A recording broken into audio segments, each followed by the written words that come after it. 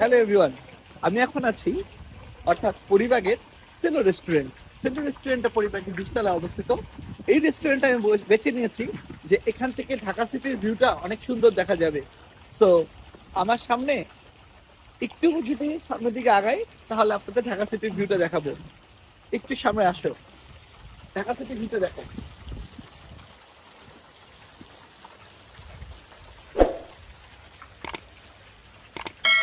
তো মানুষ যখন কোনো শহরে কোনো একদম টপ ফ্লোরে কোনো রেস্টুরেন্টে বসে, রিজন একটাই, ওখান থেকে সিটি ভিউ দেখা যায়।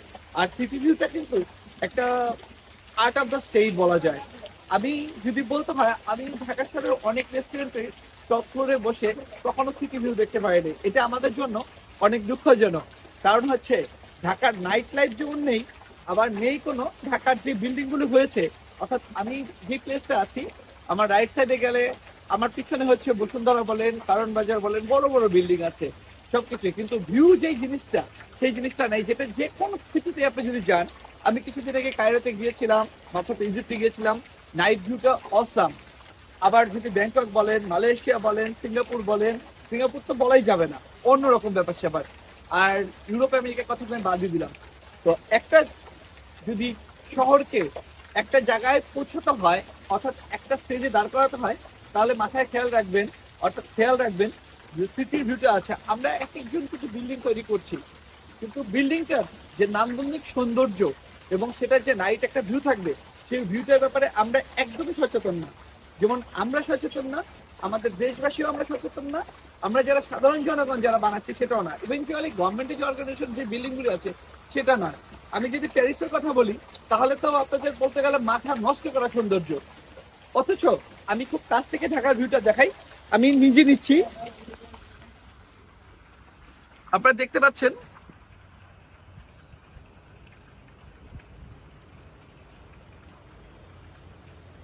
এই হচ্ছে ঢাকা সিটি, এবং কি এই ক্যামেরাতে যে ভিউটা দেখতে পাচ্ছেন সেটা কিন্তু অনেকটা লাইট করিয়ে দিয়ে এটাকে দেখানো হচ্ছে।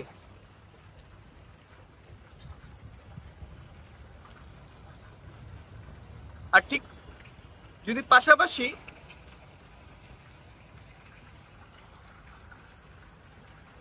আর আমি যদি পাশাপাশি অন্য কোনো দেশেরটা দেখাই, তাহলে আপনার কাছে মনে হবে যে এরকম মানে টপ ফ্লোরের রেস্টুরেন্টে মানুষ বসে খাবে এন্ড সিটির ভিউটা দেখবে, সেটা মানে মানে অনেকটা বলা হয় যে অভূতপূর্ব এবং কেউ অস্বাভাবিক রকম এত সুন্দর দেখবে। কাছে আসো একটু বাবা, আমার ছেলে ও ও আমাকে বলেছে কথাটা যে ঢাকার নাইটের ভিউটা একদম নেই। যে ঋত্বিক, তোমার কাছে কেমন এই যে নাইট ভিউটা আছে? তুমি যখন কিছুদিন আগে ইজিপ্টে গেলা, ইজিপ্ট টাওয়ার থেকে যখন ভিউটা দেখলা, এবং আরেকটা কথা বলি, আমাদের দেশে কিন্তু কোনো টাওয়ার নেই। আমাদের দেশে কোনো টাওয়ার নেই। যেমন মালয়েশিয়া আছে পেট্রোনাস টুইন টাওয়ার, দুবাইতে আছে বুর্জ খলিফা, আরো এরকম অনেক বড় বড়। মানে একটা জিনিস বলতে পারি, আচ্ছা, দেশের ভিউ যতটাই সুন্দর হোক না হোক, মাঝে মাঝে যদি তোমার দেশের যদি লাইটও কম থাকে, তাও যদি অনেক উঁচু জায়গা থেকে একটা ভিউ দেখা হয়, তাও জিনিসটা দেখতে অনেক ভালো লাগে। যেমন আমি কিছুদিন আগে ইজিপ্টে গিয়েছিলাম, ইজিপ্টে যে অনেক লাইট এরকম না, কিন্তু উপর দিকে কায়রো টাওয়ারটা দেখতে, কায়রো টাওয়ারের উপর থেকে দেখতে অনেক ভালো লাগছিল আমার। এবং কি ওখানকার অ্যাটমসফিয়ার, ওয়েদার সবকিছুই চমৎকার ছিল, মানে একটা ফ্যান্টাস্টিক। তো সত্যি এই মানে যেই বিল্ডিং এ যেখানে যাই না কেন, যেই দেশেই যাই না কেন, অর্থাৎ নাইট লাইফ, নাইটের যে একটা ভিউ আছে, সিটির যে একটা ভিউ আছে, সিনিক বিউটি, সিনিক বিউটি, ওটা সিনিক বিউটি বলা যায় না, অর্থাৎ নাইট ভিউ যে আছে, সেই নাইট ভিউটা যদি না থাকে তাহলে কিন্তু একটা অসম্পূর্ণ থেকে যায়, ঠিক না ঋত্বিক? অসম্পূর্ণ থেকে যায়। অর্থাৎ মনে হয় যে আমাদের কোনো নান্দনিক বিল্ডিং নেই। অর্থাৎ আমার কাছে যে আমি অনেক সিটিতে দেখি, যেমন একটা বিল্ডিং, পুরো বিল্ডিংটা আলো জ্বলছে, আবার কোনো একটা বিল্ডিং এর লাইটিং কিন্তু অ্যারেঞ্জমেন্ট কম, অর্থাৎ ফোকাসটা এমন ভাবে দিচ্ছে মনে হচ্ছে এটা একটা প্রাসাদ বা দুর্গের মতো মনে হচ্ছে। তো আমার ঢাকা সিটিতে কি কখনো এরকম হবে না? অবশ্যই হবে, আপনারা অপেক্ষা করেন। আর আমাদের দেশে একটা চাওয়া পাওয়ার মধ্যে একটা আছে, একটা টাওয়ার দরকার। ইয়েস, একটা টাওয়ার, তো ঢাকা টাওয়ার 70 মেমোরি, মানে এটা কি বলবো, মানে একটা টাওয়ার 70 ফ্লোরস বা 55 ফ্লোরস। এক্স্যাক্টলি, যে টাওয়ারটা আসলে দরকার আছে। তো স্বাধীনতা যুদ্ধের পরে অনেক কিছুই পেয়েছি আমরা, আরো পাবো।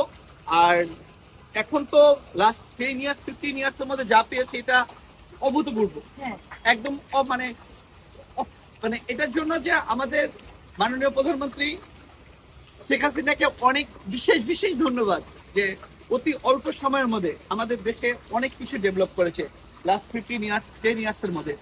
বিশেষ করে মেট্রো রেল যোগাযোগ ব্যবস্থার অভূতপূর্ণ মানে কি বলবো যে একটা আমূল পরিবর্তন নিয়ে আসছে, আমূল পরিবর্তন। এখন নাকি লোকাল বাসে যাত্রী পায় না, সিরিয়াসলি। আসছে মেট্রো রেল, পাশাপাশি আসছে বাস র্যাপিড ট্রানজিট, এলিভেটেড এক্সপ্রেস থেকে শুরু করে অনেক কিছু চালু হয়েছে। Terminal 3 Padma Setu terminal 3 Bangabandhu tunnel. Excellent, very good. তো ভালো থাকবেন, thank you very much, bye bye. By.